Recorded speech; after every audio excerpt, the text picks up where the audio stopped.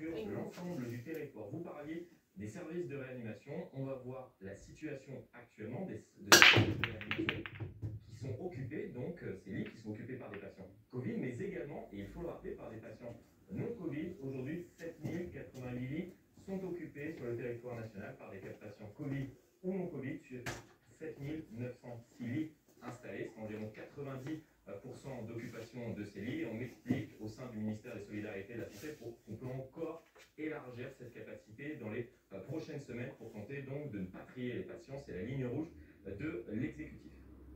Sur le point qui concerne les écoles, évidemment, quand parents d'élèves, on est nombreux à s'inquiéter de ce qui va se passer. Est-ce qu'on a une idée des indicateurs de contamination dans les écoles?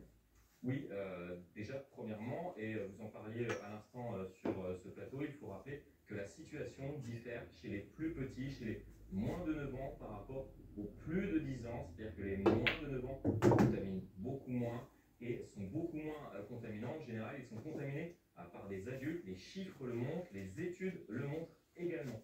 On va voir, donc c'est un autre graphique qui va vous être montré dans quelques instants concernant les classes qui ont été fermées. 3950 classes ont été fermées ces derniers jours. Vous voyez, c'est la situation lundi soir. On attend encore, m'expliquait-on du côté du ministère donc de l'Éducation nationale, une consolidation des chiffres. Vous voulez donner concernant donc les classes qui auraient été fermées hier. Vous voyez que ce chiffre est en augmentation de 21%. Et on rappelle que ces classes qui sont fermées ne représentent que 1% de la totalité des classes sur l'ensemble du territoire. Pourquoi l'exécutif s'inquiète concernant cette contamination chez les plus jeunes, car chez les 10-19 ans, elle est similaire aux adultes. On va voir le taux d'incidence en fonction des différentes zones. C'est aussi pour cela que l'exécutif compte jouer sur les vacances scolaires. Vous en avez parlé, la zone C, donc c'est un autre graphique qu'on va peut-être